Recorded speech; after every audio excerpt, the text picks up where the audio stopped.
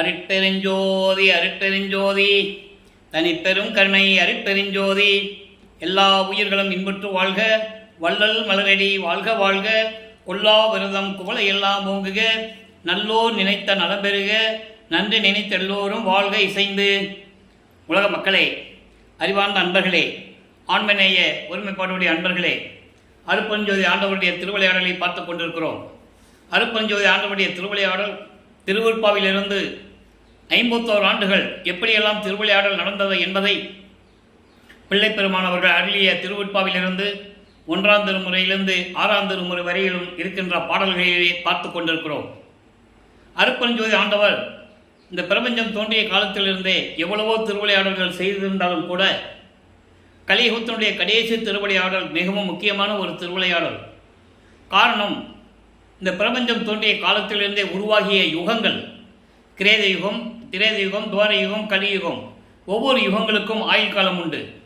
இந்த 4 யுகங்களிலுமே 5 தொழில்களை படைத்து கொண்டிருந்த பிரம்மன், திருமால், ருத்திரன், மகேஸ்வரன், சதாசிவம் போன்ற பதத்தலைவர்கள் 5 தொழில்களை செய்து கொண்டிருந்தார்கள். இந்த யுகங்கள் முடிவடைந்த காலகட்டங்களில் பிரம்மன், திருமால், ருத்திரன், மகேஸ்வரன் என்ற 4 பதத்தலைவர்களுடைய ஆயுள் காலம் முடிந்துவிட்டது. அதன் பிறகு இந்த 5 தொழில்களையும் சதாசிவம் செய்து கொண்டிருக்கிறார். அப்போ இந்த 5 தொழில்களையும் சதாசிவம் செய்து கொண்டிருக்கும் போது சதாசிவத்தினுடைய ஆயுள் காலம் முடிவதற்கு 51 ஆண்டுகள் ஆயுள் காலம் என்பது நிர்ணயிக்கப்பட்ட அரசாட்சியான காலம். அரசாட்சி செய்வதற்கு நிர்ணயிக்கப்பட்ட ஒரு காலம். அந்த காலம் முடிவதற்கு 51 ஆண்டுகள் இருக்கும்போது அருட்பெருஞ்சோதி ஆண்டவர் இந்த யுகங்களுக்கு பிறகு வருகின்ற ஒளி யுகத்திலே 5 தொழில்களையும் செய்து கொண்டு இந்த பிரபஞ்சத்தை இயக்கி கொண்டு உலக மக்களை எல்லாம் சுத்த சன்மார்க்கத்தில் சேர்க்க வேண்டும், உலக மக்கள் எல்லாம் சுத்த சன்மார்க்கத்தை பின்பற்றி கொண்டு இன்புற்று வாழ வேண்டும் என்பதற்காகவே தனது அருள் ஆற்றலால் ஒரு ஆண்மகனை பெற்றெடுத்து செல்வப்பிள்ளை என்று பெயரிட்டு வளர்த்து கொண்டிருக்கிறார். அதனுடைய நிலைகளை எல்லாம் நாம் திருவருட்பாவிலே பார்த்து விட்டோம். ஏன் தனது பிள்ளையை இந்த பூலோகத்திற்கு ஒரு தாயின் வழியாக வருவிக்க செய்ய வேண்டும் என்ற கேள்வி எழும்பொழுது அதற்கான விளக்கங்கள் எல்லாம் திருவருட்பாவிலே இருக்கிறது. ஆன்ற சன்மார்க்கம் அணிபெற என்னைத்தான் ஈன்று அமுதளித்த இனிய நற்றாயே என்று கூறுவார் பிள்ளை பெருமானவர்கள்.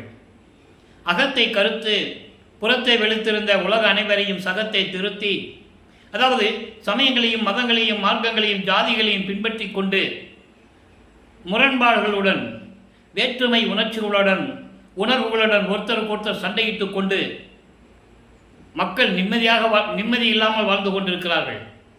இந்த உலக மக்கள் எல்லாம் நிம்மதியாக வாழ வேண்டும், மகிழ்ச்சியோடு வாழ வேண்டும் என்பதற்காக கூறுகிறார், அகத்தை கருத்து புறத்தை வெளுத்திருந்த உலக அனைவரையும் சகத்தை திருத்தி சன்மார்க்கத்தை அடைவைத்திட அவரும் இகத்தை பரத்தை பெற்று, இகம் என்பது இந்த பூலோகத்தில் எல்லா நன்மைகளையும் பெற்று இன்பங்களையும் பெற்று இன்புற்று வாழ வேண்டும் என்பதற்காக, மகிழ்வோடு வாழ வேண்டும் என்பதற்காக என்னை உகத்தை இறைவன் வருவிக்க உற்றேன்.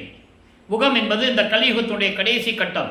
கலியுகம் 1900 ஆண்டுகளில் முடிவடைந்து விட்டது என்பதை நம்மளையெல்லாம் படைத்து ஆண்டு கொண்டிருக்கின்ற வல்லப்பெருமானவர்கள் 1900 ஆண்டுகளிலே கலியுகம் முடியப் போகிறது என்பதை தெளிவாக நமக்கு அருளியிருக்கிறார்கள். திருவருட்பாவில் கண்ட உண்மை யாரும் மறுக்க முடியாது. அப்போ இந்த நிலையில் இருக்கும்போது 1823ஆம் ஆண்டு 5/10/1823ஆம் ஆண்டு தனது மகனை ஒரு தாயின் வழியாக இந்த பூலோகத்துக்கு வருவிக்க செய்தார் அருட்பெருஞ்சோதி ஆண்டவர்.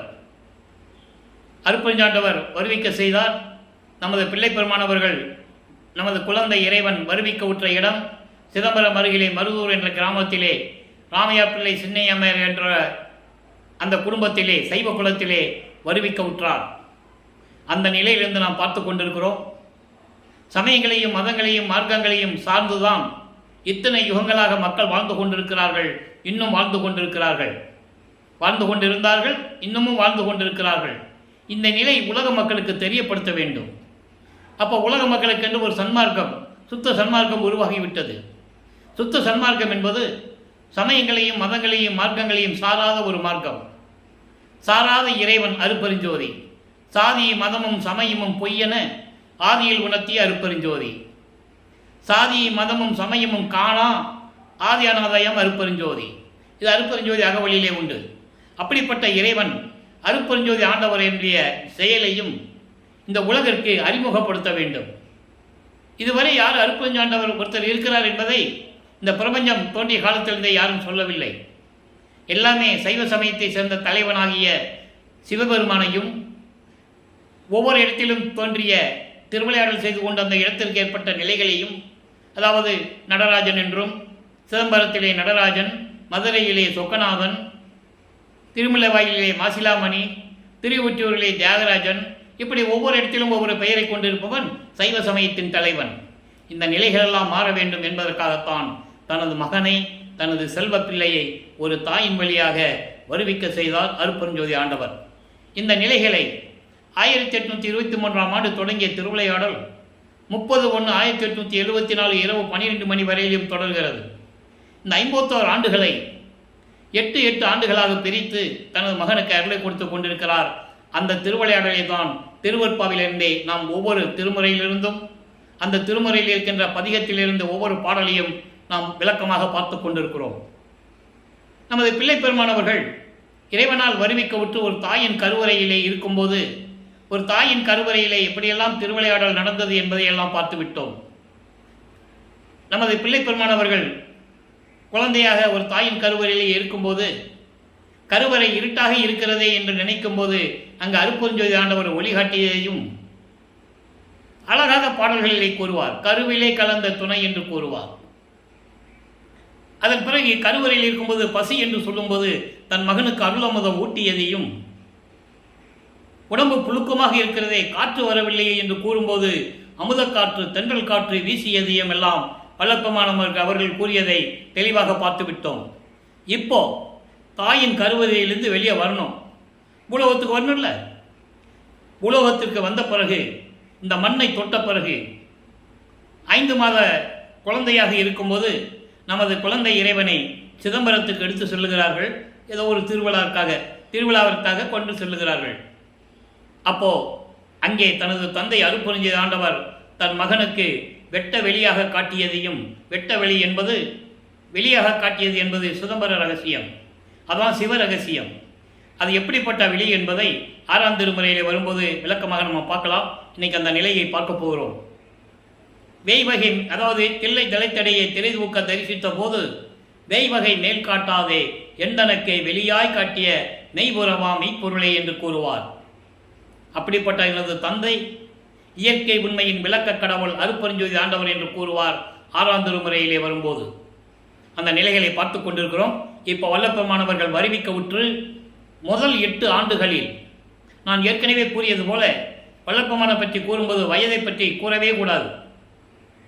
வள்ளலருக்கு இத்தனை வயசு ஆயிடுச்சு, இத்தனை வயசில் இப்படி இருந்தார், அத்தனை வயசில் அப்படி இருந்தார்லாம் சொல்லக்கூடாது. அவருக்கு வயது இல்லை. அவர் பிறப்பு இறப்பு இல்லாதவர், ஒவ்வொரு யுகத்திலேயும் இருந்தவர் என்பதை திருவற்பாவிலே பல இடங்களிலே நாம் விளக்கத்தை பார்த்திருக்கிறோம். அந்த நிலையில் இருக்கும்போது வருவிக்க விட்டு 8 ஆண்டுகளுக்குள் என்ன நடந்தது? 8 ஆண்டுகளுக்குள் இவர் நமது குழந்தை இறைவன் வளர்ந்து கொண்டிருக்கிற காலத்தில் பள்ளிக்கூடத்தில் சேர்க்கணும். உலகியலில் பிள்ளை வளர்ந்துச்சுன்னா ஒரு 5 வயசோ 6 வயசோ பள்ளிக்கூடத்தில் சேர்ப்பாங்க. அது மாதிரி இவரை ஒரு பள்ளிக்கூடத்தில் சேர்க்க போகிறாங்க. அங்கே அவரால் படிக்க முடியவில்லை. காரணம், மனம் ஒரு நிலையில் இல்லை. இறைவன் திருவிளையாடல் செய்து கொண்டிருக்கிறார். தன் மகனை யாருக்கும் அடிமையாக்கக்கூடாது, தன் மகன் யாரிடமும் கல்வி கற்கக்கூடாது, தனது மகன் யாரையும் குருவாய் ஏற்றுக்கொள்ளக்கூடாது. இது அருப்பெருஞ்சாண்டியுடைய திருவிளையாடல். அந்த நிலையில் இருக்கும்போது இவரை பள்ளிக்கூடத்தில் சேர்க்குறாங்க. முடியாதுன்னு வந்துடுறாரு. அப்புறம் குடும்பத்தில் பிரச்சனை இருக்க தானே செய்யும். உலகியலில் ஒரு குடும்பத்தில் ஒரு பையனை பள்ளிக்கூடத்தில் சேர்த்து படிக்கலைன்னா அங்கே இருக்கிறவங்கெல்லாம் சுற்றி இருக்கிறவங்களாம் என்ன சொல்லுவாங்க? பள்ளிக்கூடத்துக்கு போகாமல் ஊர் சுற்றிட்டு இருக்கையாப்பா அப்படிலாம் சொல்லுவாங்கள்ல. இந்த மன உளைச்சல்களெல்லாம், இந்த மன துயரங்களை எல்லாம் தாங்கி கொண்டு நமது குழந்தை இறைவன் ஒரு தனிமையான இடத்தை நாடுகிறார். அப்போது அவர் நாடிய இடம் சென்னையிலே கந்தகோட்டம் என்று ஒரு இடம். காலையில் எந்திரிச்சு வீட்டை விட்டு போயிடுறது, கோயிலே இருக்கிறது, தனிமையிலே இருக்கிறது. அதன் பிறகு எல்லாம் தூங்கின பிறகு வீட்டுக்கு வர்றது, இந்த நிலை தொடர்ந்து கொண்டிருக்கிறது. அப்போ அங்கே வீட்டில் இருக்கிறவங்க என்ன சொல்லுவாங்கன்னா, அந்த எப்படி திட்டுவாங்க, எப்படி ஏசுவாங்கன்னு நமக்கு தெரியும். உலகையில் பார்க்குறோம்ல, அதையெல்லாம் தாங்கி கொண்டிருக்கிறார். 9வது ஆண்டு தொடக்கத்தில் முதல் 8ல் இப்படியெல்லாம் காலங்கள் 8 ஆண்டுகள் வீணாக போகிறது, வேஸ்ட்டாக போயிட்டு இருக்கு. 9வது ஆண்டு தொடக்கத்தில் இறைவன் அவர் முன் தோன்றி, நல்லா கவனிக்கணும், இறைவன் அவன் முன் தோன்றி, நமது குழந்தை இறைவன் முன் தோன்றி, மகனே, நீ என்னால் வருவிக்கூற்ற மகன், ஞானத்தை தருகிறேன், தற்போது பெற்றுக்கொள், மீதியெல்லாம் முன்பருவம் பின்பருவம் காட்டி உனக்கு அருள் செய்வேன் என்று கூறி மறைந்து விடுகிறார். அதை தெளிவாக பாடலிலே நமக்கு அருளியிருக்கிறார்கள். அந்த பாடலுடைய விளக்கத்தை எல்லாம் பார்த்து விட்டோம். ஆண்டாறு 3 ஆண்டில் ஆட்கொண்ட அருள்கடலை என்று கூறுவார். ஆறாவது மூன்றோடு கூடிய ஆண்டில் என்னை ஆட்கொண்ட அருள்கடலை என்று கூறுவார். இந்த நிலைகளெல்லாம் நாம் பார்த்து விட்டோம். ஆக இறைவன் மகனை 9வது ஆண்டில் ஆட்கொள்ளுகிறார். ஆட்கொண்ட பிறகு 9வது ஆண்டிலிருந்து 12 ஆண்டுகளுக்குள் எப்படி பாடல்கள் உருவாகியது, இறைவனிடமிருந்து ஞானத்தை பெற்ற பிறகு திருவருள் 1ஆம் திருமுறை உருவாகிறது. 1ஆம் திருமுறையிலே திருவடி புகழ்ச்சி, நெஞ்சறிவுறுத்தல், விண்ணப்ப கலிவென்பா, இப்படி நிறைய இருக்குது. சிவநேச வெண்பா, மகாதேவ மாலை, திருவருள் முறையீடு, இங்கித மாலை, இப்படி நிறைய பதியங்கள் உண்டு. நாம் முதலாக திருவருள் முறையீடிலிருந்து ஆரம்பித்திருக்கிறோம். திருவருள் முறையீடு என்பது இறைவனால் வருவிக்கூற்ற பிறகு தான் பட்ட துன்பங்களையும் துயரங்களையும் எவ்வளவு ஏளன பேச்சுகளையும் பெற்றுக்கொண்டிருக்கிறார் என்பதை சிவபெருமானிடம் ஒவ்வொரு பாடலில் இருந்தும் அருளியதை நாம் ஏற்கனவே 232 பாடலுடைய விளக்கங்களையும் பார்த்து விட்டோம். அதன் பிறகு அப்பனை பற்றி பாடினோம், அப்பங்கிட்ட கெஞ்சினோம், ஒன்றும் ஆகலை. அம்மனை பற்றி பாடினால் ஒருவேளை அருளை பெற்றுவிடலாமோ என்று கூறி வடிவுடையம்மனை பற்றி பாடுவார். அப்போ வடிவுடையம்மனுக்கு மாலை உருவாகிறது. 100 பாடல்கள். ஒவ்வொரு பாடலிலும் அம்மனை பற்றி எப்படி பாடுகிறார் என்பதையும், எப்படியெல்லாம் அருளை வேண்டுகிறார் என்பதையும், எப்படியெல்லாம் முறையீடு செய்கிறார் என்பதை தான் பார்த்து கொண்டிருக்கிறோம். வடிவுடை மாணிக்க மாலையிலே இன்று 16வது பாடல். நல்லா கவனிக்கணும். பையாலும் அல்குல் சுரர் மடவார்கள் பலர் உள்ளும் இச்செய்யாலும் வெந்நீரை மெய்யாலும் எத்தவம் செய்தனரோ கையாலும் நின்னடிக்கு உற்று ஏவல் செய்ய கடை கணித்தாய் மையாலும் கண் ஒற்றி வாழ்வே வடிவுடை மாணிக்கமே. நல்லா கவனிக்கணும். அதாவது பிரபஞ்சத்தில் யாரும் கூறாத உண்மையை நமது குழந்தை இறைவன் 9வது ஆண்டிலே இறைவனுடைய அருளை பெற்றுக்கொண்டு ஞானத்தினால் பாடுகிறார். வடிவுடை அம்மனை பற்றி பாடும்போது எப்படி சொல்றாருன்னா, அழகான மனமுள்ள கரும் கூந்தலை உடைய தேவ கூட்டத்தை சேர்ந்த பெண்கள் பலரின் உள்ளத்திலும் செய்யாள் என்பது லட்சுமி, வெண்ணிற மெய்யாள் என்பது சரஸ்வதி, செந்தாமரை மலரில் வீற்றிக் கொண்டிருக்கின்றவள்.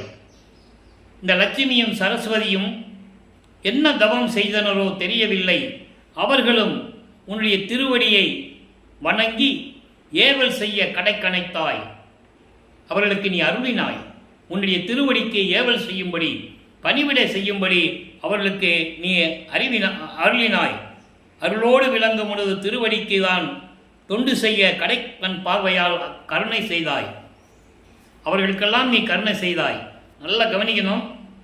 அப்போ பிரம்மனும் திருமாலும் சிவபெருமானை வணங்கினார்கள் என்று சொல்லுவார். சுத்த சன்மார்க்கத்தை பெற்ற பிறகு பிரம்மனும் திருமாலும் வானவர்களும் என்னை வணங்கினார்கள் என்று கூறுவார். அந்த விளக்கங்களை எல்லாம் நாம் பார்க்க போகிறோம். நல்லா கவனிக்கணும். லட்சுமி, சரஸ்வதி, ருத்திரை, இவங்க 3 பேரும் சிவகாமி வள்ளியை வணங்குகிறார்கள் என்று கூறுவார். ருத்திரை வேறு, பார்வதி வேறு என்பதை நீங்கள் புரிந்து கொள்ள வேண்டும். அதுக்கான விளக்கங்கள் நான் ஏற்கனவே கொடுத்திருக்கிறேன். அப்போ இந்த 3 பேர்களும் அவர்கள் உன் திருவடிக்கு பணி செய்ய உன்னை வேண்ட, தவமிருந்து வேண்ட, நீ கடைக்கண் பார்வையால் அருளினாயே.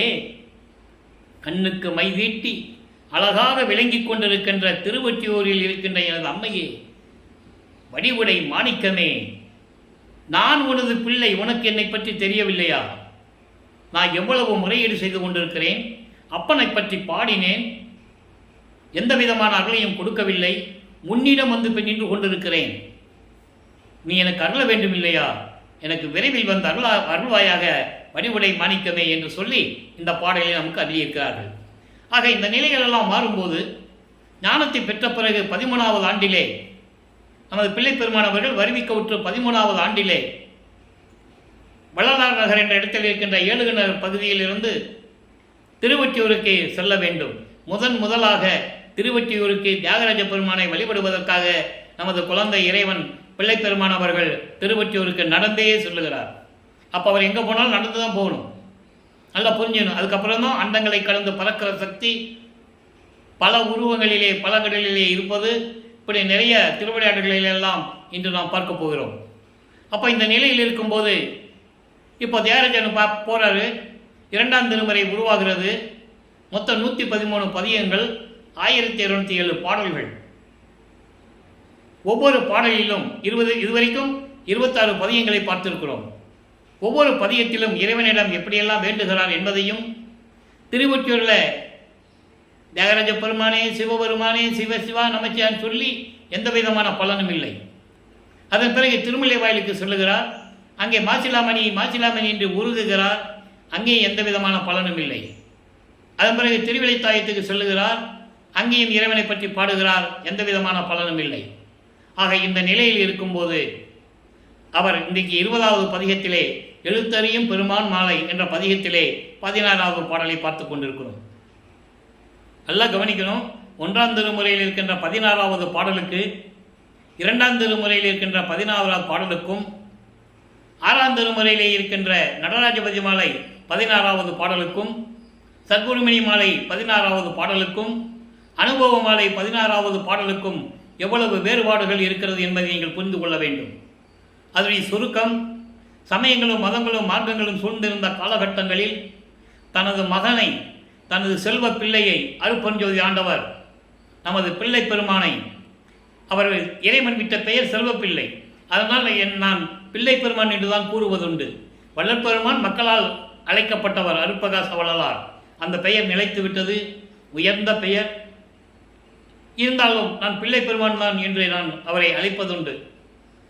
அந்த நிலையில் இருக்கும்போது பிள்ளை பெருமான் அவர்கள் 2வது எட்டிலே இருக்கும்போது எப்படியெல்லாம் எழுத்தறியும் பெருமான மாலை, எழுத்தறியும் பெருமான் மாலை என்பது, எழுத்தறியும் பெருமான் என்பது தியாகராஜ பெருமான் சிவபெருமான், எல்லாருடைய தலையெழுத்துக்களை அறிந்து இருக்கக்கூடிய இறைவன் என்று பொருள். உலகையில் சொல்லுவோம்ல, உலக நடையில் உன் தலையெழுத்தை யார் பார்த்துருக்கா, உன் தலையெழுத்து எழுதுறதுக்கு யாரும் தெரியல அப்படிலாம் சொல்லுவாங்கல்ல. அதை தான் எழுத்தறியும் பெருமான் மாலை என்று கூறுகிறார்.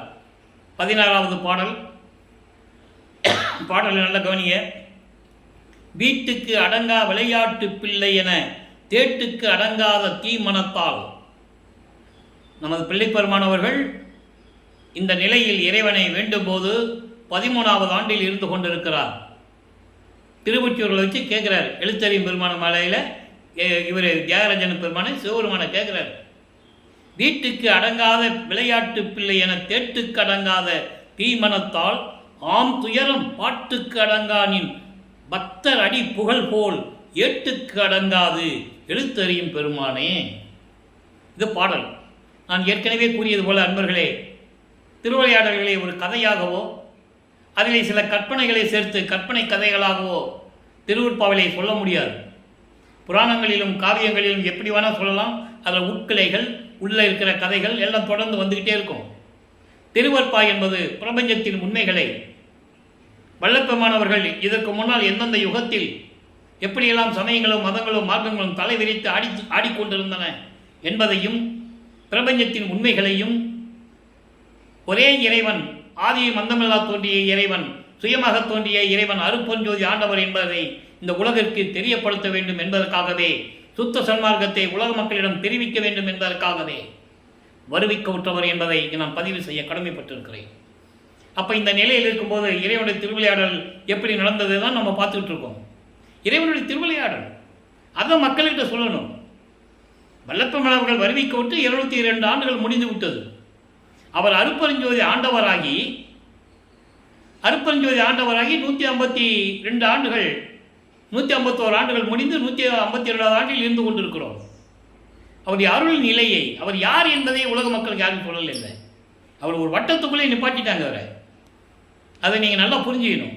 இப்போ என்ன சொல்கிறார் பாருங்க, வீட்டுக்கு அடங்காத, அதாவது உன்னாலே இந்த பூலோகத்திற்கு வருவிக்க விட்டு ஒரு தாயின் வழியாக என்னை வருவிக்க செய்து பல ஏளனங்களையும் பேச்சுகளையும் அவமானங்களையும் எனக்கு கொடுத்து வீட்டுக்கு அடங்காத பொறுப்பில்லாத பிள்ளை என்று பெயர் எடுத்து எல்லாம் உன்னால தான் நடந்தது. நான் சொன்னேன், நான் பூலோகத்துக்கு போகிறேன், நான் சொன்னேன்னா நீ தானே என்னை கூப்பிட்டு சொன்னேன் பூலோகத்துக்கு போன்னு சொன்னேன், நானும் சம்மதித்து வந்துட்டேன். இப்போ என்னை தெருவில் விட்டுட்டேன்னு கேட்குறேன். வீட்டுக்கு அடங்காத பிள்ளை என்று பெயர் எடுத்து ஆசைகளை கட்டுப்படுத்த முடியாத தீய மனத்தால், உலகையில் இருக்கிற சகஜம் தானே, மண்ணாசை, பெண்ணாசை, பொன்னாசைலாம் இருக்க தானே செய்யும். அந்த ஆசைகள் எல்லாம் கட்டுப்படுத்த முடியாத தீய மனத்தால் நீங்காத துயரத்தையும் துன்பத்தையும் அனுபவித்துக் கொண்டிருக்கிறேன். உன்னாலே அனுபவித்துக் கொண்டிருக்கிறேன். சிவபெருமான் சொல்றார் திருவொற்றியூர்ல வச்சு, உன்னாலே அனுபவித்துக் கொண்டிருக்கிறேன். உன்னுடைய திருவடியின் புகழை பற்றி உயர்ந்த பாடல்களை பாடும் பக்தர்களின் தொண்டு அதாவது அந்த தொண்டு சொல்ல முடியாத சிறப்பு நிலையில் உள்ளது. அந்த தொண்டு அவ்வளவு சிறப்பாக இருக்கிறது. இருக்கட்டுமே, என் நிலை என்ன? அப்படி உன்னுடைய பக்தர்கள், உன்னுடைய தொண்டர்கள் உன்னை போற்றி மனம் உருகி பாடும்போது ஏட்டில் கூட எழுத முடியாது, சொல்லற்கரியது, ஒப்பற்ற நிலையில் இருக்கிறது என்று எடுத்துக்கொண்டாலும் நீ எனக்கு செய்தது என்ன? எழுத்தறியும் பெருமானே விரைவில் வந்து அருள்வாயாக என்று சொல்லி இந்த பாடலை நமக்கு அருளியிருக்கிறார்கள். வீட்டுக்கு அடங்காத பிள்ளை, பொறுப்பில்லாத பிள்ளை, ஊர் சுற்றிக்கிட்டு இருக்கான், இப்படியெல்லாம் என்னை ஏளனமாக பேசுகிறார்கள், என்னை துன்பப்படுத்துகிறார்கள், இதனால் மனம் துயரமடைந்து கொண்டிருக்கிறேன், விரைவில் வந்து எனக்கு அருள்வாயாக எழுத்தறியும் பெருமானே என்று சொல்லி இந்த பாடலை நமக்கு அருளியிருக்கிறார்கள். ஆக அன்பர்களே, வல்லப்பெருமானவர்கள் வருவிக்கவுற்று 16 ஆண்டுகள் வரையிலும் அவர் பட்ட துன்பங்கள், துயரங்கள் கணக்கில் அடங்காது, சொல்ல மாளாது, அவ்வளவு துயரங்களை பட்டுக் கொண்டிருந்திருக்கிறார். அதை மெய்யருள் வியப்பிலை கூறுவார். 12 ஆண்டு தொடங்கி இற்றைய பகல் வரை இந்த படியில் நான் பட்ட பாடு, இந்த படி என்பது இந்த பூலோகத்தில், இந்த மண்ணுலகிலே ஒரு தாயின் வழியாக என்னை வருவிக்க செய்து நான் பட்ட பாடு நினைத்தால் மலையும் உருகுமே, இரும்பும் உருகுமே, கரையுமே, எப்படியெல்லாம் சொல்லுவார் தெரியுமா? அந்த நிலையில் இருந்து கொண்டிருக்கிறார். இப்போ நிலைகள் மாறுகிறது. 3வது எட்டில் நமது பிள்ளை பெருமானவர்கள் இருக்கும்போது, அதாவது 17வது ஆண்டிலிருந்து 24 ஆண்டுகளுக்குள் இருக்கும்போது 3ஆம் திருமுறை உருவாகிறது. 3ஆம் திருமுறை மொத்தம் 19 பதிகங்களை கொண்டது, 235 பாடல்களை கொண்டது. எல்லா பாடலுடைய விளக்கத்தையும் பார்த்து விட்டோம். அதனுடைய சுருக்கம், இவரை முன்னால் மாதிரி இல்லை. இப்போ அங்கே போகிறது, ரோட்டில் நின்றுக்குவார், தெருமுனையில் நின்றுக்குவார், அந்த தெருவில் நின்று பார்த்தா நேராக கோயில் தான் தெரியும், மூலஸ்தானம் தெரியும், அங்கே போய் நின்றுகிறது.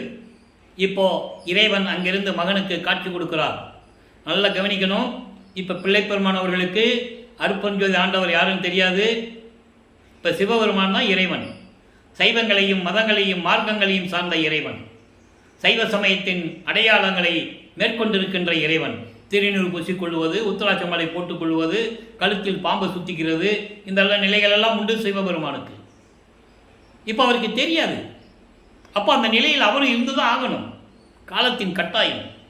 இப்போ சிவபெருமான் அங்கிருந்து காட்சி கொடுப்பாரு. இவர் ரொம்ப சந்தோஷப்படுவார், பாடலில் சொல்லுவார். அன்பர்களை, நான் ஏற்கனவே கூறியது போல நான் சொல்லுவதெல்லாம் பாடலுடைய விளக்கங்கள். இதில் ஒரு வரி கூட மாறாக என் கருத்து இல்லை. எல்லா பாடலையும் விளக்க நம்ம ஏற்கனவே சொல்லிட்டோம், அது சுருக்கத்தை சொல்கிறேன். ரொம்ப சந்தோஷப்படுவார். ஆஹா, இன்னைக்கு இறைவன் காட்சி கொடுத்துட்டாரு, எப்படியும் நமக்கு வந்து அருளை கொடுப்பார்னு சந்தோஷப்பட்டு கொண்டு இருக்கும்போது இறைவன் மறைந்து விடுகிறார். அப்போ இவருடைய மனநிலை எப்படி இருக்குன்னு நீங்கள் கொஞ்சம் புரிஞ்சுக்கணும். அப்போது நாரையும் கிளியும் நாட்டூரும் தூது என்ற பதிகத்திலே ஒரு நாரையிடம் எப்படி சொல்லி தூது விடுகிறார், கிளிகளிடம் சொல்லி எப்படி தூது விடுகிறார் என்பதையெல்லாம் நாம் பார்த்து விட்டோம். எந்த விதமான பலனும் இல்லை.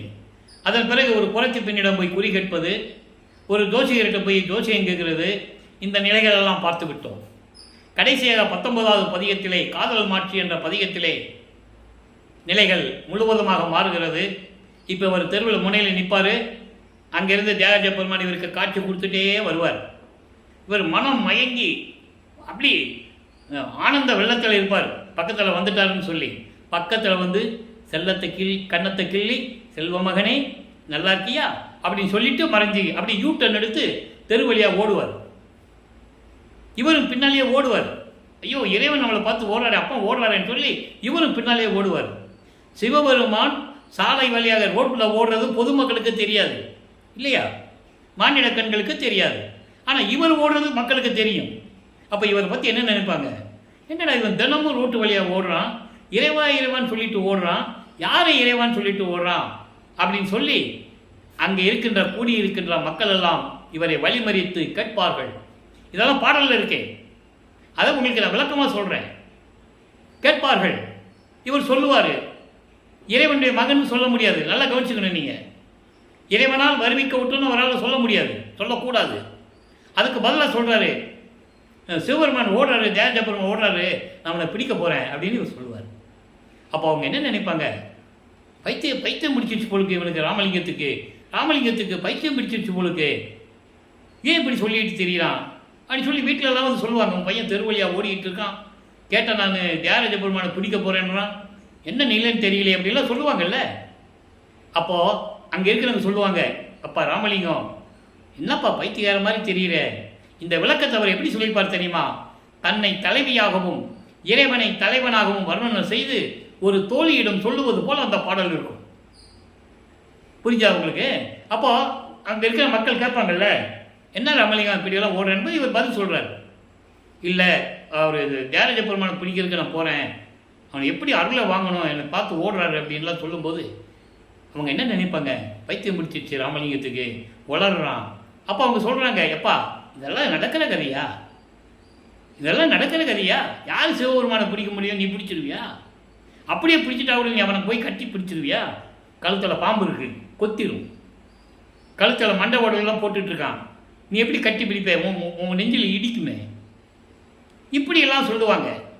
அப்போ இவர் சொல்லுவார், அவனுக்கு திங்கிறதுக்கு சோறு இல்லை, பிச்சை எடுத்துக்கிட்டு இருக்கான், இடுக்கிறதுக்கு ஏரில் சுடுகாட்டில் படுத்துருக்கிறான், இப்படியெல்லாம் மக்கள் சொல்லும்போது இவர் சொல்லுவார், அதுக்கு ஒரு பதியமே இருக்குது, கனவிலும் நான் காதலை ஒழிக்க மாட்டேன்னு சொல்லுவார். நீங்கள் சொல்கிற மாதிரியே இருக்கட்டுமே, அவர் பிச்சை எடுக்கட்டும், உடுக்கிறதுக்கு துணி இல்லாமல் கந்த துணியை கட்டிக்கிட்டு இருக்கட்டும், அதான் திருமலை தாயத்தில் பார்த்தாரே, இருக்கட்டும். இருந்தாலும் நான் அவன் மீது கொண்டுள்ள காதலை நான் கனவிலும் ஒழிக்க மாட்டேன் என்று சொல்லுவார். கனவுல கூட நான் மறக்க முடியாது, பார்த்துடலாம், நான் அவனை பார்த்துடுறேன்னு சொல்லுவார். அருளை பெற்ற தீர்வேன் என்று உறுதியுடன் இருக்கிறேன் என்று கூறுவார். இந்த நிலைகளெல்லாம் 3வது எட்டில் நடந்து கொண்டிருந்தது, அது முடிவடைந்து விட்டது.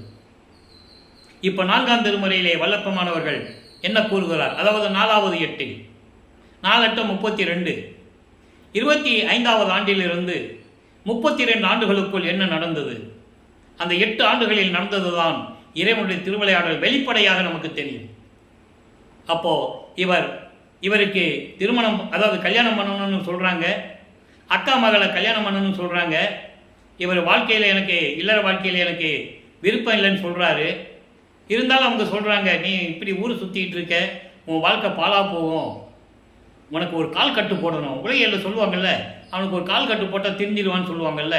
அப்போ உனக்கு கால் கட்டு போடணும், திருமணம் பண்ணி வைக்கணும், அக்கா மகளை கல்யாணம் பண்ணணும்னு சொல்லும்போது இவர் முடியாதுன்னு தான் சொல்கிறாரு. அப்போ ஒரு சாமியார்கிட்ட கூப்பிட்டு போகிறாங்க.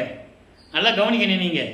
இப்போ வல்லற்பெருமானுக்கு சுத்த சன்மார்க்கம் இருக்கிறது தெரியும், அருப்பஞ்சோதி ஆண்டவர் தான் இறைவன் தெரியும், இந்த தனக்கோடி அம்மாளுக்கு இவர் தான் தாலி கட்டணும்னு தெரியும். ஏன்னா இதெல்லாம் நிர்ணயிக்கப்பட்டது, ஏற்கனவே நிர்ணயிக்கப்பட்டது. இது சும்மா உலகத்துக்காக, உலகியலுக்காக ஒரு ட்ராமா நடக்குது, அதாவது திருவிளையாடல் நடக்குது. உடனே இவரை ஒரு சாமியார்கிட்ட கூப்பிட்டு போகிறாங்க. அந்த சாமியார் பேர் ராமலிங்கம் தான். அவர் அதுக்காகவே அங்கே இருக்கிறாரு. யார்? அருப்பஞ்சாண்டவர். இவரை கூப்பிட்டு போகிறாங்க. அவர் சொல்கிறாரு, ராமலிங்கம் கல்யாணம் பண்ணிக்கோ. அவருக்கு சந்தோஷம், அப்பா சொல்லிட்டார்ல, அருப்பஞ்சாண்டவர் சொல்லியாச்சுல்ல, சரின்னு சொல்லி ஒத்துக்கிறார். இதுதான் திருவிளையாடல் நடந்தது, திருவெட்பாவில் இருக்கின்ற உண்மை. அப்போ அந்த கல்யாணத்தில் பிரம்மன், திருமால், ருத்திரன்லாம் வந்து அந்த வானவர்கள், தேவர்கள், இந்த பதத்தலைவர்கள் எல்லாருமே வந்து ஆசீர்வாதம் பண்ணுறதுக்கு வந்து உட்கார்ந்துருக்காங்க. பாடலில் சொல்கிறாங்க, அற்புத சமாளியில் தெளிவாக இருக்குது. அப்போது அந்த நேரத்தில் இவர் தாலி கட்டுற நேரத்தில் வரைக்கும் எப்படியும் அற்புதஞ்சாண்டவரும் அவர் அப்பாவும் அம்மாவும் வந்துடுறாங்கன்னு எதிர்பார்க்குறாரு. தாயும் தந்தையும் வந்துடுவாங்கன்னு எதிர்பார்த்து கொண்டிருக்கிறார், வரவில்லை. உடனே இவங்க எல்லாம் சொல்கிறாங்க, மூர்த்த நேரம் வருது போதுப்பா, தாலி கட்டுன்னு சொல்லிடுறாங்க. அப்போ அந்த மன வேதனையோடு, மன வருத்தத்தோடு நான் எப்படி தாலி கட்டினேன் என்றெல்லாம் அந்த பாடலிலே கூறுவார். அதன் பிறகு அவருடைய தந்தையும் தாயும் அருப்பஞ்சாண்டவர் சிவகாமி வெள்ளியும் மகனை வாழ்த்துவதற்காக 2 குதிரை மாட்டின தேரில் வந்து மணமக்களை வாழ்த்துவிட்டு சொல்லுகிறார்கள் என்பதை திருவெட்பாவிலே பாடல்களில் இருந்த உண்மைகளை நாம் ஏற்கனவே பார்த்து விட்டோம். இப்போ என்ன நடக்கணும்? உலகியலை விட்டு போகணும், சமயங்களையும் மதங்களையும் மார்க்கங்களையும் திறந்துடணும், விடணும், திருநீர் பூசுவதை நிப்பாட்டணும். ஏன்னா அது முக்கிய தடை, சுத்த சன்மார்க்கத்திற்கு முக்கிய தடைகள்னு சொல்கிறார். உத்தரச்சமாலை கழட்டி தூக்கி எரிஞ்சிட்டார், திருமண பூசுவதை விட்டுட்டார், சரியை கிரி யோகம் 12 நிலைகளையும் கடந்துட்டார். இனிமேல் அது தேவையில்லை. சரியை என்பது உருவங்களை பற்றி, உருவங்களை வழிபடுவது, கிரியை என்பது அந்த உருவங்களுக்கு வேள்வி வளர்த்து மந்திரம் சொல்லி வழிபடுவது, யோக நிலையில் இருந்து கொண்டு வழிபடுவது, இப்படி ஒரு 12 நிலைகளை அவர் கடந்து விட்டார். இப்போ எல்லா நிலைகளையும் முடித்துவிட்டு இப்போ சுத்த சன்மார்க்கத்தை வாங்க போகணும். 32 ஆண்டுகள் முடிஞ்சு போச்சு, 4/8 முடிஞ்சு போச்சு, 4/8 32. இப்போ 33வது ஆண்டிலிருந்து 40 ஆண்டுகளுக்குள் என்ன நடந்தது என்பதை எல்லாம் பார்த்து விட்டோம். பாடல் வழியாக ஒவ்வொரு பாடலிலும் என்ன விளக்கம் இருக்கிறது என்பதையெல்லாம் பார்த்து விட்டோம். 30வது ஆண்டு தொடக்கத்தில் வெள்ளை ஆடை அணிந்து ஒரு ஆடையை முக்காடு போட்டு எல்லாவற்றையும் துறந்து சுத்த சன்மார்க்கத்தை வாங்குவதற்காக தத்துவங்களை கடந்து, அந்தங்களை கடந்து, வெளிகளை கடந்து, பரவெளி, பரம்பரவெளி, பராபரவெளி, பெருவெளி, பெரிசுகவெளி, இப்படி வெளிகளை எல்லாம் கடந்து சுத்த சிவஞான வெளிக்கு சென்று கொண்டிருக்கிறார், பறந்து கொண்டிருக்கிறார். ஒரு நொடியில் கடந்து விடுவார் அவர். அப்போ எல்லா சக்திகளும் அவர் பெற்றுக்கொண்டார். அந்த விளக்கங்களை எல்லாம் அருட்பிரகாச மாலையில் 100 பாடல்களில் இருந்ததையெல்லாம் நாம் பார்த்து விட்டோம். எப்படி தெருவில் நடந்து வருவார், கதவை அவர் தான் வந்து திறக்கணும், இவர் தான் பூட்டிட்டார்ல, நான் இனிமேல் எங்கேயும் போக மாட்டேன் அப்படின்னு பூட்டிட்டார். அவர் தான் வரார். ஒரு காலை உள்ளே வச்சு ஒரு காலை வெளியே வச்சு எப்படியெல்லாம் மருண்டை கொடுத்தார் என்பதெல்லாம் பார்த்து விட்டோம். எல்லாரையும் பெற்றுக்கொண்டார். 3 தவிர அருப்பெருஞ்சோதியை வாங்கணும், திருவருள் செங்கோலாட்சி வாங்கணும். அதன் பிறகு அருட்பொருந்தி ஆண்டவர் தான் பிரிந்த சக்தியோடு 51 ஆண்டுகள் தான் பிரிந்த சக்தியோடு, அந்த சக்தி தான் மகனாக இருக்கிறார். அருட்பொருந்தி ஆண்டவருடைய ஒரு சக்தியினுடைய ஒரு பகுதி வல்லப்பமான் அவர்கள் என்பதை நான் பதிவு செய்ய கடமைப்பட்டிருக்கிறேன். வல்லப்பமான் சும்மா சாதாரண பிறந்தார் வளர்ந்தாரெல்லாம் சொல்லுவாங்க, அதெல்லாம் கிடையாது. அது உலகியலுக்கு திருவிளையாடல் நடந்தது. அருட்பொருந்தி ஆண்டவர் தன்னுடைய சக்தியை ஒரு கூறு, ஒரு பகுதி பிரிந்து 51 ஆண்டுகள் இருக்கிறார். கடைசியாக மேட்டுக்குப்பத்திலே திருவிளையாடல் முடிய போகிற நேரத்தில் பிரிந்த சக்தியோடு இவர் கூடிக்கொள்ளுகிறார். அதான் உண்மை, அதான் கான்செப்ட். அப்போ அந்த நிலையில் இருக்கும்போது இவர் அங்கே செல்லுகிறார். அங்கே தந்தை மகனை வரவேற்கிறார். சுத்த சிவஞான வெளியிலே சத்தியஞான சபையிலே ஒரு இருக்கையை அமைத்து, அங்கே இருக்கிற சத்தியஞான சபை இங்கே அமைச்சது, அதனுடைய விளக்கம் நம்ம பின்னால் பார்க்க போகிறோம். அப்போ அந்த நிலையில் இருக்கும்போது அங்கே தேவர்கள், பிரம்மன், திருமால், ருத்திரன், மகேஸ்வரன் போன்ற 5 தொழில்களை செய்து கொண்டிருந்த 5 பதத்தலைவர்களும், தேவர்களும், முனிவர்களும், ரிஷிகளும், சத்தர்களும், சக்திகளும், நாக கூட்டத்தை சேர்ந்தவர்கள், தேவர் கூட்டத்தை சேர்ந்த 18 கூட்டத்தை சேர்ந்தவர்களும் அங்கே நின்று கொண்டிருக்கிறார்கள். தெளிவாக பாடல்களிலே உண்டு, கற்பனை அல்ல, கதை அல்ல. அப்போ இவர் அங்கே அப்போதான் முதல்ல போகிறார். எப்படி 13வது ஆண்டில் ஏழுகிணர் பகுதியிலிருந்து திருவொற்றியூருக்கு தியாகராஜ பெருமானுக்கு நடந்து போனாரோ முதலாக, அதே போல அண்டங்களை கடந்து முதலாக சுத்த சிவஞான வெளிக்கு சென்று கொண்டிருக்கிறார். சுத்த சன்மார்க்கத்தை வாங்குவதற்காக சாகா கல்வியை கற்றுக்கொள்ள வேண்டும் தந்தையிடமிருந்து. பாடலிலே தெளிவாக இருந்ததையெல்லாம் நாம் விளக்கங்களை எல்லாம் பார்த்து விட்டோம். அப்போது அங்கே தேவர்கள் சொல்கிறாங்க, இவர் அங்கே போய் நிற்கிறாரு, உள்ளே போகணும். ஆனால் இவங்க எல்லாம் வெளியே நிற்கிறாங்க. சத்தியஞான சபை படிக்க இவங்களால் மிதிக்க முடியாது. கொலையும் புலையும் தவிர்த்து இருக்க வேண்டும். அவன் தான் சத்தியஞானத்துக்குள்ளே போக முடியும். அதை தான் இங்கே சொன்னார் வல்லற்பெருமான். கொலையும் புலையும் தவிர்த்துகள் மட்டும் உள்ளே புகுவோம் சொன்னாரா? இதான் இறைவனுடைய திருவிழாவுடைய சூட்சமம். அப்போ தேவர்கள் சொல்கிறாங்க, நீங்கள் போங்க சாமி அப்படின்னு கை காட்டுறாங்க. அவங்க தான் வழியை காட்டுறாங்க, சத்தியஞான சபைக்கு வழியை காட்டுறாங்க. பாடலில் இருக்கு. ஏன் நீங்கள் வரலையான்னு கேட்குறாரு. எங்களுக்கு அந்த தகுதி இல்லை, நீங்கள் போகலான்னு சொல்கிறார். கையை சைகையை காட்ட நான் சத்தியஞான சபைக்குள் நுழைந்தேன். என் தந்தை என்னை வரவேற்றார். வரவேற்று, மகனே இந்த ஆடைகளை கலைந்துவிட்டு புனித நீராடி புத்தாடைகளை அணிந்து அணிகளெல்லாம் பூட்டி 2½ நாளிகையில் நீ விரைந்து வருவாயாக. 1 மணி நேரத்தில் 2½ நாளிகையில் உனக்கு மணிமகுடம் சூட்ட வேண்டும். இந்த பிரபஞ்சத்திற்கு உன்னை அறிமுகப்படுத்த வேண்டும். அதான் பிரபஞ்ச வெற்றியில் சொன்னாரு, அல்ஜோதி ஆனேன் என்று அரையப்பா முரசு, அருளாட்சி பெற்றேன் என்று அரையப்பா முரசு, மறுசார்பு தீர்ந்தேன் என்று அரையப்பா முரசு, மரணம் தவிர்ந்தேன் என்று அரையப்பா முரசு. அவன் தன் தந்தை சொன்னதை பிரபஞ்சத்தின் வெற்றியாக கூறினார் நமக்கு. அப்போ மகனை அலங்காரம் செய்து உட்கார வைத்து மணிமடம் சூட்டி எல்லா அருளையும் கொடுத்துவிட்டு சொல்லுகிறார், மகனே நீ பூலோகத்திற்கு சென்று வா, இன்னும் ஆண்டுகள் இருக்கிறது, இன்னும் 11 ஆண்டுகள் இருக்குது. இப்போ 33வது ஆண்டிலிருந்து 40 ஆண்டுகள் என்ன நடந்ததுன்னு பார்த்துட்டோம். அந்த நிலையில் இவர் நேராக கருங்குழியிலே உறைவிடமாக கொண்டிருக்கிறார்.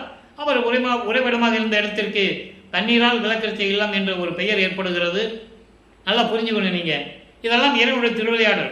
அவரே சொல்கிறார், எல்லாம் இறைவனுடைய திருவிளையாடல்னு சொல்லிடுவார். அதற்கப்புறம் வல்லப்பம்மன் அவர்கள் 6வது எட்டில் அடியெடுத்து வைக்கிறார். 41வது ஆண்டிலிருந்து 48 ஆண்டுகளுக்குள் என்ன நடந்தது அதை தான் இப்போ நம்ம பார்த்துக்கிட்டு இருக்கோம். 40 ஆண்டுகளுக்குள் 5 8 நம்ம முடிச்சிட்டோம். பாடல்கள் மூலமாக எல்லா விளக்கத்தையும் சொல்லிட்டோம். இப்போ 6வது எட்டில் இருக்கும்போது என்ன நடந்தது என்பதை நம்ம பார்த்துட்டு இருக்கோம். இப்போ கருங்குறையிலிருந்து அங்கே விடைபெற்று கொண்டு வருகிறார். ஏற்கனவே ஒப்பந்தத்தின்படி பார்வதிபுரம் மக்களிடம் அந்த நிலத்தை பெற்றுக்கொண்டு அங்கே ஒரே நாளில் தர்மசாலையை நிறுவி 23/5/1867 தர்மசாலையை நிறுவி அன்றே அணைய அடுப்பை மூட்டி உணவை சமைத்து வருகின்றவர்களுக்கு உணவு கொடுத்து பசியோடு வருகின்றவர்களுக்கு பசியாற்றி கொண்டிருக்கிறார் நமது இறைவன். அங்கே ஜீவகாரண்ய ஒழுக்கம் உருவாகிறது. ஜீவகாரண்ய ஒழுக்கம் வந்து நம்ம பின்னால் சொல்ல போகிறோம். இவர் எப்போ தர்மசாலையில் விட்டு கிளம்பி மேட்டுக்குப்பம் போகிறாரோ அப்போ நம்ம ஜீவகாரண்ய ஒழுக்கத்தை சொல்லலாம். அதற்கு இடையில் 1869ஆம் ஆண்டு நீதிமன்றத்திலே திருவுற்பாவை மறுப்பாய் என்று அறிவிக்க வேண்டும் என்று ஆறுமுக நாவலார் தலைமையிலே சாதிகளையும் மதங்களையும் மார்க்கங்களையும் சார்ந்தவர்கள் எல்லாம் ஒன்று சேர்ந்து அங்கே வழக்கு தொடர்ந்தார்கள். திருவற்பாவை மறுப்பாய் என்று அறிவிக்க வேண்டும் என்று. நமது இறைவன் அங்கே எழுந்தருளினார். நீதிபதிக்கு காட்சி கொடுத்தார். நீதிபதி உணர்ந்து கொண்டார். திருவற்பாதான் மக்களுக்கு ஏற்றது என்ற தீர்ப்பை அளிக்கிறார். வல்லப்பமானவர்கள் அதை பெற்றுக்கொண்டு தீர்ப்பை பெற்றுக்கொண்டு நமது இறைவன் வெற்றிகரமாக மறுபடியும் தர்மசாலையிலே வந்து அமர்ந்து கொண்டிருக்கிறார்கள். இங்கே வந்த பிறகு பல நிகழ்ச்சிகள் நடந்தது. சங்கராச்சாரியர் வந்தது.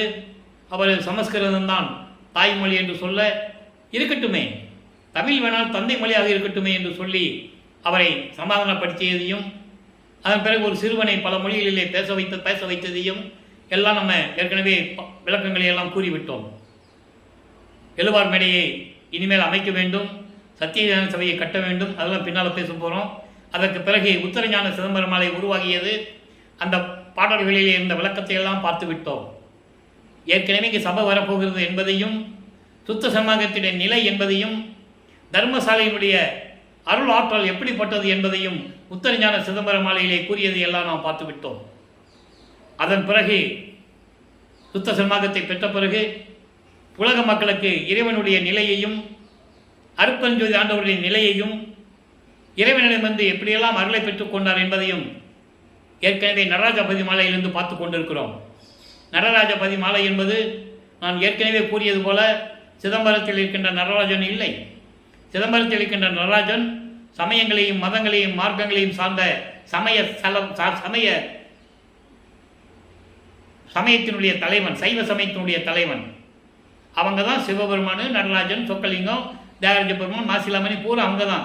அது ஒரு குரூப்பு, சைவ சமயத்தினுடைய தலைவர்கள். அதனுடைய சங்கற்ப விகற்பங்களில் ஈடுபட்டு கொண்டிருப்பவர்கள். திருநீர் பூசிக்குவாங்க,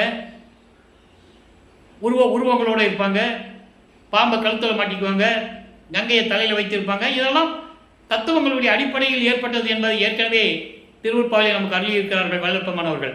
அந்த விளக்கத்துக்குள்ளே நம்ம போக வேண்டாம். போச்சுன்னா நிறைய பேசணும். நம்ம இறைவனுடைய திருவிளையாடலை சொல்லணும். அதை தத்துவங்களை பற்றி பேசும்போது தனியாக பதிவுகள்லாம் வரும்.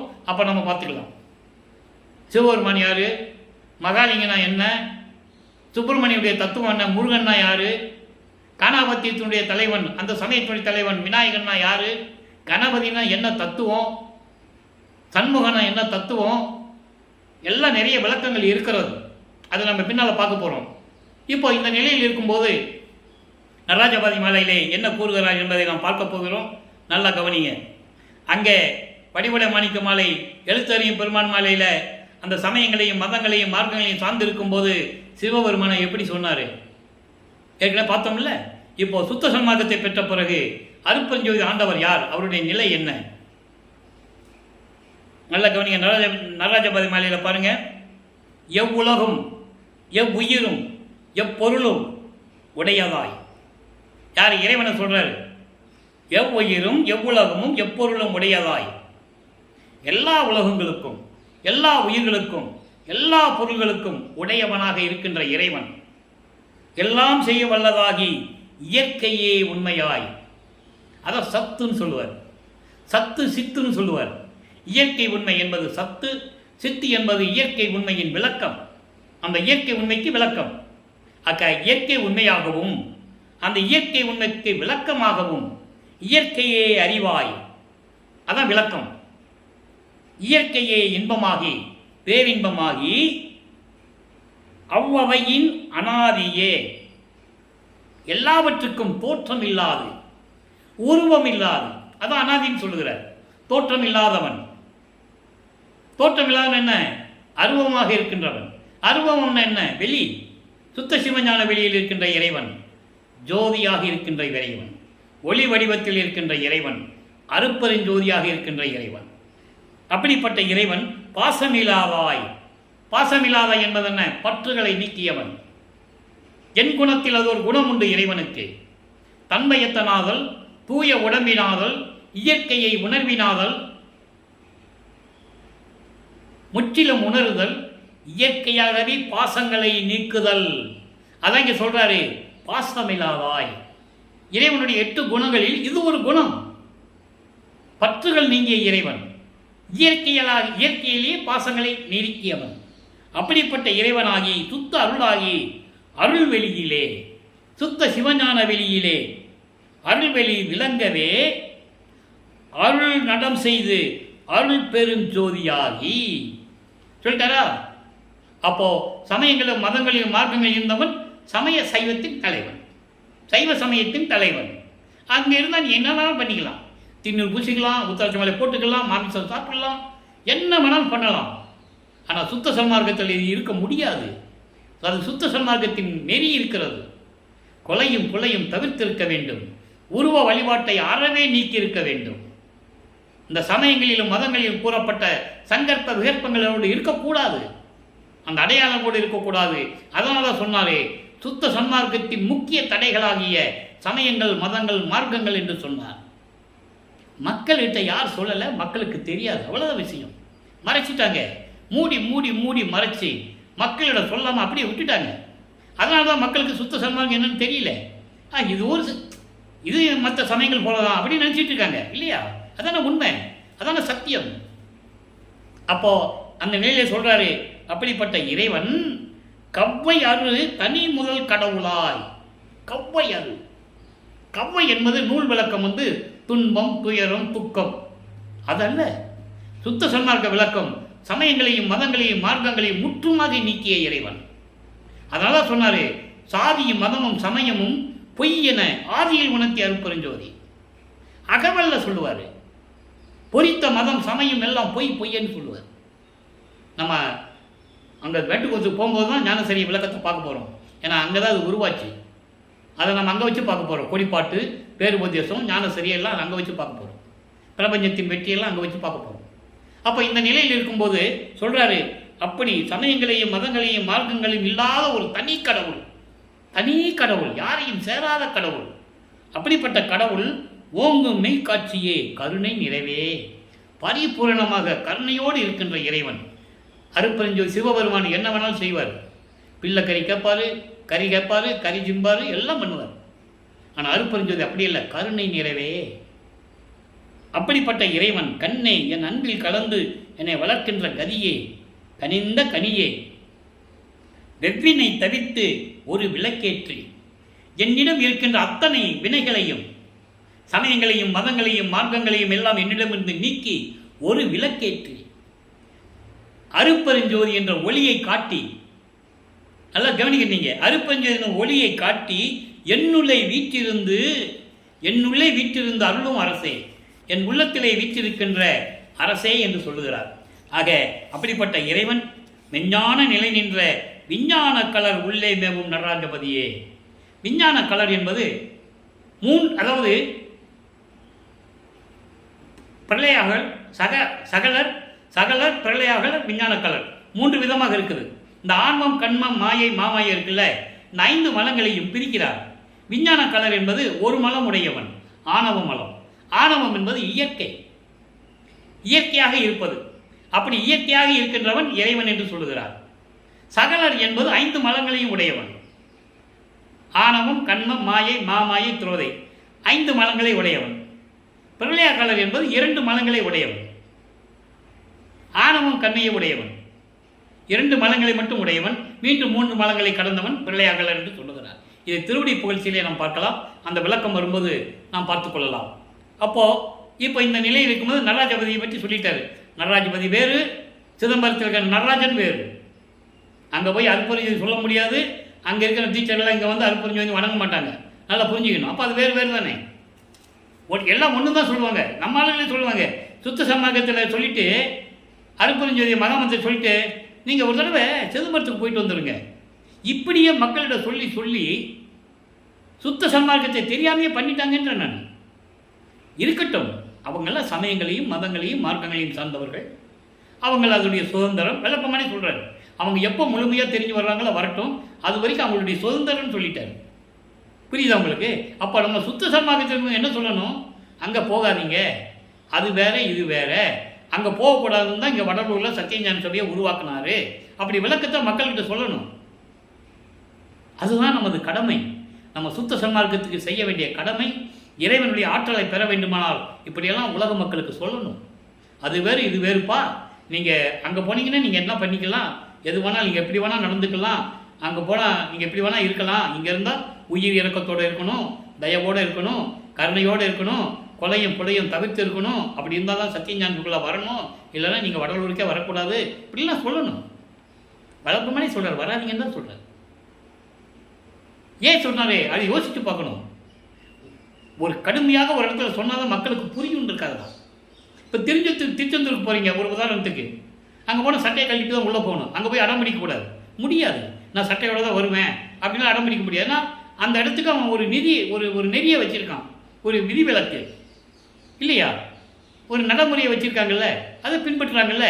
அதே போல் இங்கே வந்தால் வடலூருக்கு வந்தாலும் சரி, மேட்டுக்குப்பம், மருதூர், கரும்புலி எங்கே போனாலும் சரி, கொலையும் புலையும் தவிர்த்து இருக்க வேண்டும். இல்லைன்னா போகக்கூடாது. தெளிவாக சொல்கிறார் வளர்ப்பமான். அவர் எதுக்காக சொன்னார்னா, மக்கள் திருந்த வேண்டும், சுத்த சன்மார்க்கத்தை அறிந்து கொள்ள வேண்டும் என்பதற்காகத்தான் அந்த வார்த்தையை அவர் பயன்படுத்தினார். கொல்லா விரதம் தன்னை கொல்லாரை காணில் ஒரு புல் என எண்ணி புறம்பொழிகன்னு சொல்லுவார்.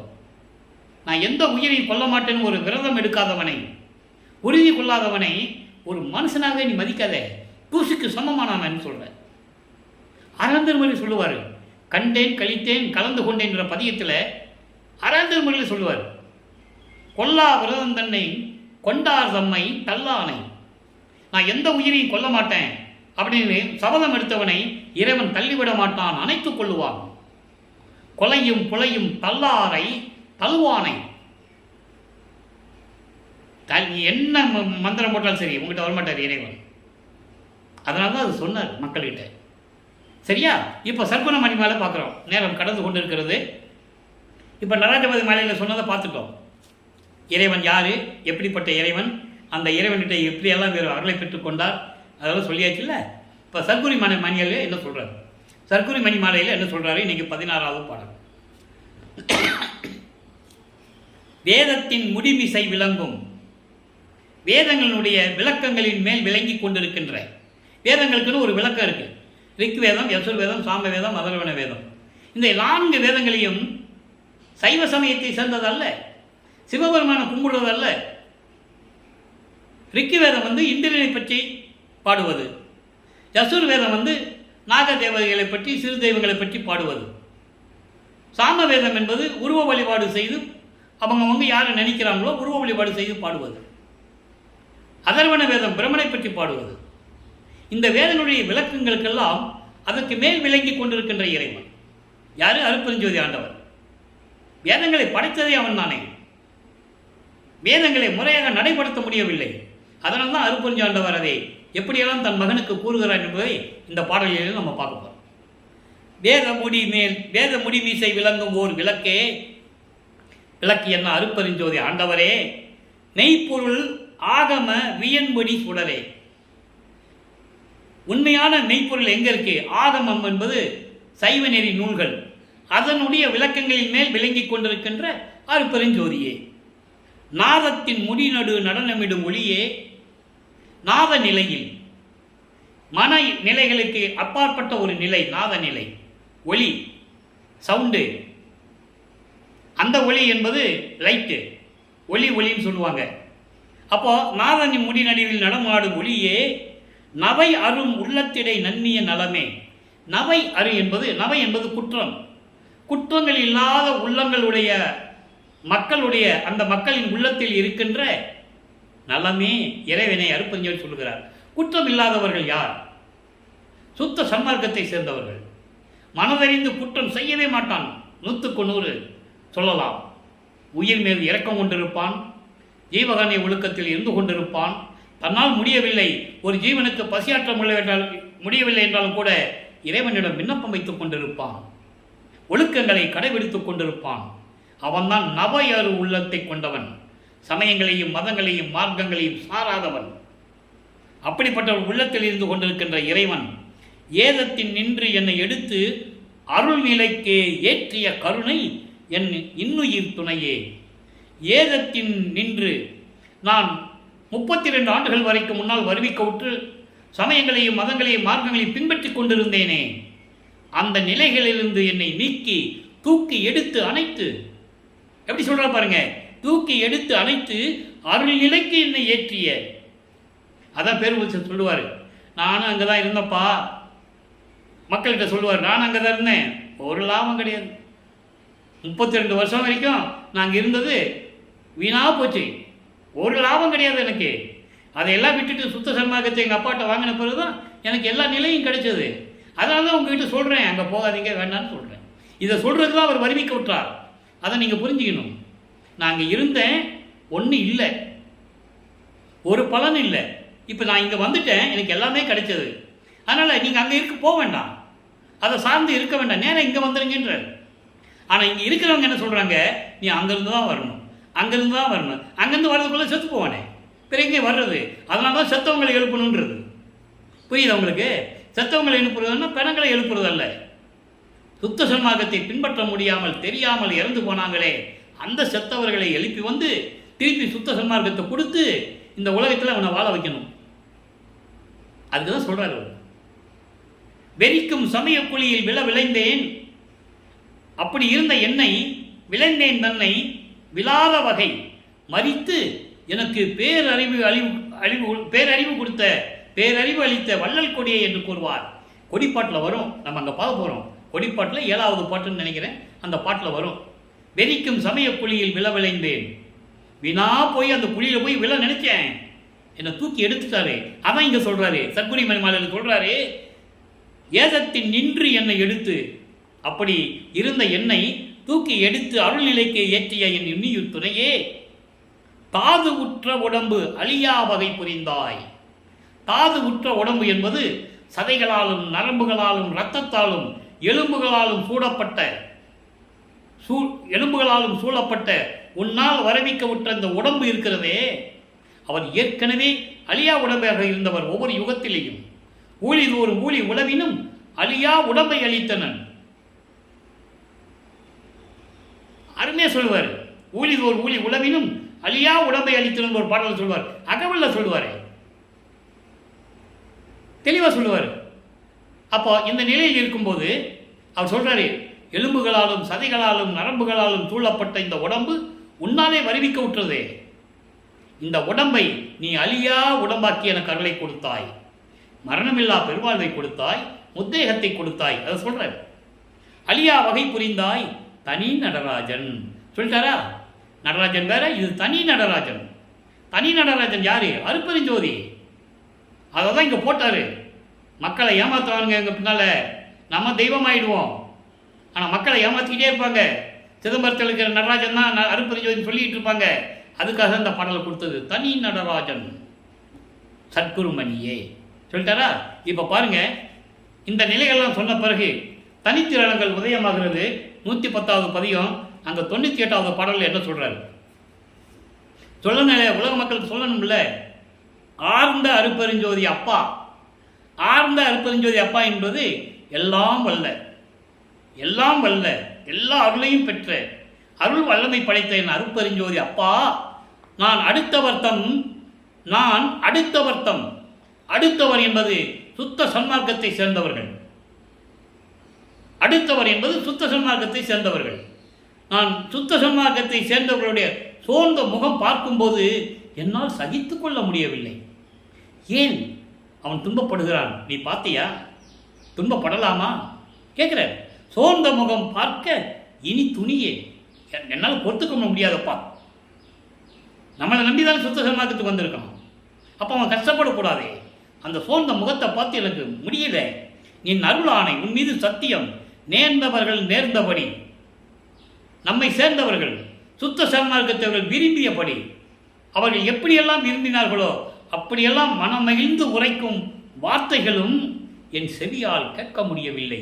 அவங்க துன்பங்கள்லாம் சொல்லிக்கிட்டு இருக்காங்க. நான் இப்படி கஷ்டப்படுறேன், அப்படி கஷ்டப்படுறேன் சொல்லும்போது அந்த வார்த்தை என் காதில் விழுகுது. அது கூட என்னால் சகித்து கொள்ள முடியவில்லை.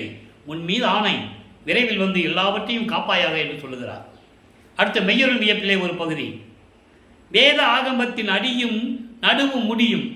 ஏற்கனவே சத்குரு மண்மாலையில் இன்னைக்கு பார்த்தோம்ல, வேதங்களையும் ஆகமங்களின் நிலைகளுக்கு மேல் இருக்கின்ற இறைவன் பார்த்தோம்ல, அது மெய்யருள் வியப்பில் சொல்றாரு. வேத ஆகமத்தின் அடியும் நடுவும் முடியும். அதனுடைய ஆரம்ப காலகட்டங்களிலும் இடைப்பட்ட காலகட்டங்களிலும் முடிவான காலங்களிலும், அதான் அடி முடி நடுன்னு சொல்றார். அப்படி வேறு எல்லா நிலைகளிலும் வெட்ட வெளியதாகி இறைவன் எங்க இருக்கிறாரு? வெட்ட வெளியதாகி விளங்க கண்டேன். நான் பார்த்தேன், விளங்க கண்டேன்.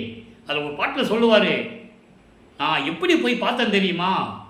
என் தந்தையை எப்படி கண்கொள்கிற அங்கே போய் அண்டங்களை கடந்து ஒரு நொடிப்பொழுதில் பார்த்தேன் என்று சொல்லுவார். பாடல்கள் உண்டு, யாரும் மறுக்க முடியாது. வெட்ட வெளியதாகி விளங்க கண்டேன் முழுவதுமே. இறைவனை வெட்ட வெளியாக பார்த்தது யார்? அருட்பெருஞ்சோதி ஆண்டவரை பார்த்தது யார்? நமது பிள்ளை பெருமான் அவர்கள் ஒருவர் தான், யாரும் பார்க்கவில்லை. 5 மாத குழந்தையிலேயே சிதம்பர ரகசியத்தை காட்டியவர் தன் மகனுக்கு. நாதா, என் இறைவனே, நாய்க்குட்டியை விட ரொம்ப கேவலமான முறையில் நான் இருந்து கொண்டிருக்கிறேன். நான் முற்றும் கண்டதே உன்னை நான் பார்த்தேன்ல, முழுவதும் பார்த்தேன்ல, உன்னை முழுவதும் பார்த்ததே நானா கண்டேன், நானே கண்டேன். என் தாயே, கருணை நாட்டம் கண்டதே, உன்னை கருணை உள்ளம் இருக்கிறதே, அதிலே எனக்கு காட்டிச்சு. என் கருணை நாட்டம் கண்டதே என்று கூறுகிறார். எனவே அன்பர்களே, இறுதியாக ஒரே ஒரு விளக்கம். அனுபவ மாலை 16வது பாடல். தான் பெற்ற அனுபவங்களை உலக மக்களுக்கு தெரிவிக்கிறார். எப்படி? தன்னை மனைவியாகவும் இறைவனை கணவனாகவும், தன்னை தலைவியாகவும் இறைவனை தலைவனாக வர்ணனை செய்து, உள்ளத்தை தோழியாக வர்ணனை செய்து உலக மக்களுக்கு சொல்லிக் கொண்டிருக்கிறார். நல்ல கவனிங்க. மனை அணைந்து மலர் அணை மேல் என்னை அணைந்த போது மணவாளர் வடிவு என்றும் எனது வடிவு என்றும் தன்னை நினைந்து பிரித்து அறிந்தது இல்லையடி. என் வீட்டுக்கு வந்து, அப்ப எங்க இருக்கிறார்? தர்மசாலையில் இருக்கிறார். என் வீட்டுக்கு வந்து அங்கே அலங்கரித்த கட்டிலின் மேலே என்னை அணைத்த போது, எனது கணவர் வந்து அணைத்த போது, அப்படின்னு என்ன அர்த்தம்? இறைவன் என்னை கலந்த போது நானும் தெரியாம அவனும் தெரியாம நான் ஒரே நிலையில் இருந்து கொண்டிருந்தேன். பிரித்து பார்க்க முடியவில்லை என்னால். இறைவன் வேறு நான் வேறு என்று பிரித்து பார்க்க முடியவில்லை. என்னைத்தான் நான் மறந்து விட்டேன். என்னை முழுவதுமாக மறந்து விட்டேன். அது மட்டுமா, உலகத்தையே மறந்து விட்டேன். யான் மற்ற அறிவது என்னே, எல்லாவற்றையும் மறந்து விட்டேன். திணை அளவாயினும் விகற்ப உணர்ச்சி என்பது இல்லையே. சிறிது அளவு கூட என்னை ஆட்கொள்ளும் போது, எனது கணவர் என்னை கட்டி தழுவும் போது இந்த விகற்பமான உணர்ச்சியே எனக்கு இல்லை. ஆனந்த வெள்ளம் பெருக்கி எடுத்துகின்றது. திருவாளர் கலந்தபடி செப்புவது எப்படியோ, இறைவன் என்னிடம் வந்து எப்படி கலந்து கொண்டான் என்பதை எப்படி சொல்ல முடியும்? எப்படி சொல்ல முடியும்? அவ்வளவு ஆனந்தமாக இருந்து கொண்டிருக்கிறேன், பேரின்பமாக இருந்து கொண்டிருக்கிறேன். இதை உன்னை வந்து அவர் அணைத்தால் நான் இதெல்லாம் உன்னை கேட்பேன்ல, அதனால இப்போ நீ என்ன கேட்குற, உனக்கு தெரியாது. இதே இது இறைவன் உன்னை அணைத்து கொண்டால் நான் வந்து எப்படி கேட்பேன்னு உனக்கு தெரியும். அதே மாதிரி நீ என்னை கேட்டுக்கொண்டிருக்கிறாய். இவ்வாறு நான் கேட்பேன். உன்னை அணைந்தால் இவ்வாறு நான் கேட்பேன். அப்போது என் அறிவும் உன் அறிவும் ஓர் அறிவும் தானே. அப்போ உன்னுடைய அறிவும் என்னுடைய அறிவும் ஒரே அறிவில் தானே இருக்கின்றது என்று கூறுகிறார். ஆக இறைவன் தன்னை தேடி வந்து இரண்டரை கலந்து கொண்டதையும், இரண்டரை கலந்து கொண்டது மேட்டுக்குப்போம், இங்கே வந்து சும்மா அணைச்சிக்கிறார். இறைவனை கட்டி அணைத்து கொண்டு சந்தோஷமா இருக்கிறாங்க. அப்பனும் பிள்ளையும் சந்தோஷமா பேசிக்கிட்டு இருக்கிறாங்க. அந்த நிலையை உலக மக்களுக்கு சொல்லுகிறார். அப்போ இறைவன் என்னை வந்து அப்படியெல்லாம் இருக்கும்போது நானும் அவனும் தனியாக பிரித்து பார்க்க முடியல. நான் வேறு அவர் வேறு என்னால் பிரித்து பார்க்க முடியல. அந்த நிலையில் இருந்த எனக்கு பேரின்பமான நிலை எப்படி இருந்தது தெரியுமா? அதே மாதிரி அவர் வந்து உன்னை அணைச்சிக்கிட்டா எப்படி இருப்பேன்னு நான் கேட்பேன்ல, எப்படி இருந்தது நான் கேட்பேன்ல. அதனால தான் உன்னுடைய அறிவும் என்னுடைய ஓர் அறிவு தானே என்று கூறுகிறார். எனவே அன்பர்களே, இன்றைய பதிவை நீங்கள் நன்றாக தெளிவாக கேட்டிருக்கிறீர்கள் என்று நான் கருதுகிறேன். நீங்களும் சுத்த சன்மார்க்கத்தில் இணைந்து அருப்பெருஞ்சோதி அருப்பெருஞ்சோதி தனிப்பெருங்கனை அருப்பஞ்சை மகாமந்திரத்தை உச்சரித்து கொலையும் குலையும் தவிர்த்து இறைவனை வணங்கி இறைவனுடைய செல்வங்களையும் பொருள்களையெல்லாம் பெற்று இந்த வையகத்திலே நீங்கள் வாழ்வாங்கு வாழ வேண்டும் என்று வாழ்த்தி, நோயற்ற வாழ்வில் நீங்கள் வாழ வேண்டும். இறைவன் தயவாலையும் கருணையாலையும் வாழ்த்தி இந்த வள்ளலார் முடியன் விடைபெறுகிறேன். மீண்டும் நாளை சந்திப்போம். நன்றி, வணக்கம். நாளையும் இறைவனுடைய திருவிளையாடல் தொடரும். அருட்பெருஞ்சோதி அருட்பெருஞ்சோதி தனிப்பெரும் கருணை அருட்பெருஞ்சோதி.